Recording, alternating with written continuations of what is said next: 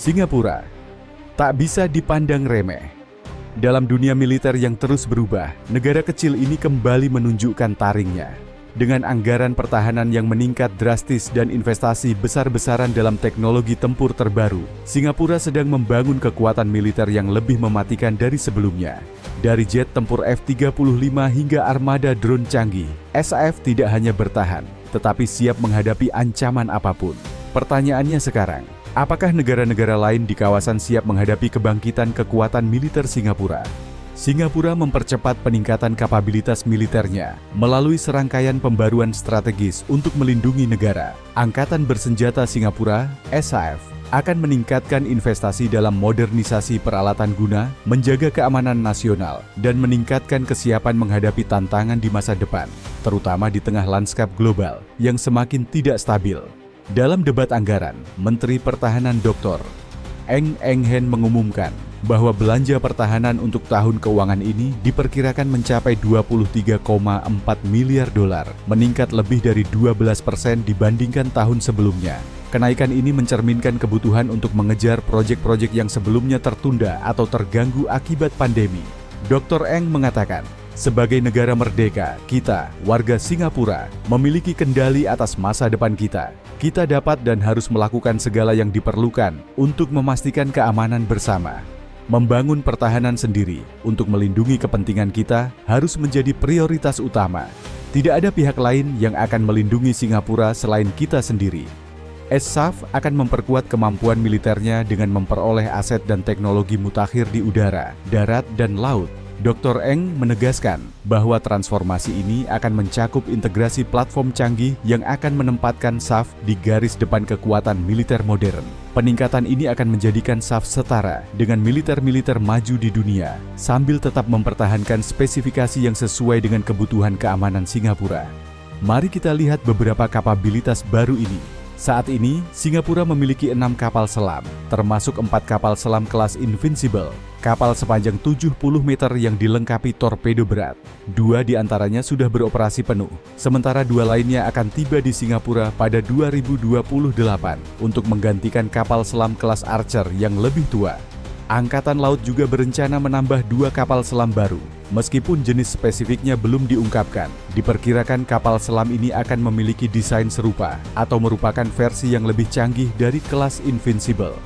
Di permukaan, Angkatan Laut akan meluncurkan kapal tempur multiperan pertamanya tahun ini. Kapal-kapal canggih ini akan menggantikan korvet kelas Victory yang telah beroperasi selama lebih dari 30 tahun.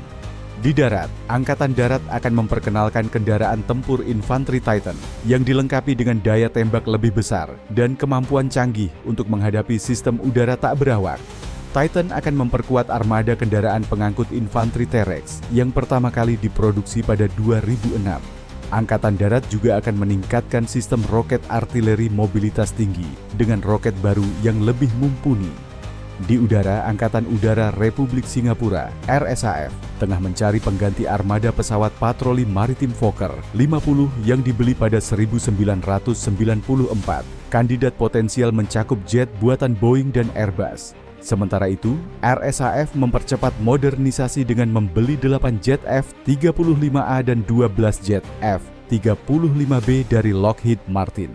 Pesawat tempur canggih ini bersama dengan armada F-16 akan berlatih di Pangkalan Garda Nasional Udara di Arkansas, Amerika Serikat, guna memperkuat pertahanan udara Singapura. Dr. Eng mengatakan, kami bukan ancaman bagi siapapun dan ingin bersahabat dengan semua pihak. Namun, seperti pepatah yang mengatakan, pagar yang kuat, atau dalam hal ini, pertahanan yang kokoh, membuat hubungan bertetangga menjadi lebih baik. SAF kini merupakan kekuatan militer modern yang mampu beroperasi secara efektif di semua domain, udara, darat, laut, dan digital. Namun, membangun kapasitas dan kapabilitas SAF adalah proses yang terus berlanjut. Jika tidak ditingkatkan, maka akan tertinggal. SAF juga mempercepat adopsi teknologi drone. Ini termasuk pembentukan pusat taktik dan peperangan sistem udara tak berawak, UAS, baru di Angkatan Udara, serta kantor serupa di Angkatan Darat yang disebut Drone Accelerator untuk percepatan pengadaan. Selain itu, SAF sedang mengembangkan kemampuan anti-drone baru guna melengkapi pertahanan udara nasional yang sudah ada.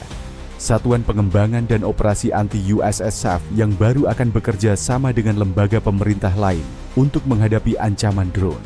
Dr. Ang menambahkan, militer tidak hanya harus mampu mengintegrasikan teknologi dan struktur kekuatan baru dalam operasi, tetapi juga harus bisa menghadapi dan menangkis ancaman ini. Dalam konflik yang berkembang pesat saat ini, drone telah merevolusi cara peperangan dilakukan, baik dalam pengintaian, pengawasan, maupun serangan langsung. Drone menjadi elemen kunci yang memperkuat kekuatan militer di seluruh dunia. Itulah sebabnya Singapura sedang bersiap menghadapi era baru perang berbasis drone. Peperangan berubah, semakin sedikit manusia, semakin banyak mesin tak berawak. Dalam hal kemampuan ofensif, senjata baru terus bermunculan, dan yang paling dominan adalah drone. Kita telah melihatnya berulang kali, terutama dalam perang antara Rusia dan Ukraina, di mana drone memainkan peran penting di medan tempur. Ini bukan sekadar tren, tetapi sebuah revolusi dalam strategi perang. Seorang operator tunggal dapat menerbangkan drone ke wilayah musuh dengan misi sederhana namun krusial, mengumpulkan intelijen real-time, melakukan pengintaian, atau bahkan menjatuhkan granat tepat ke posisi lawan.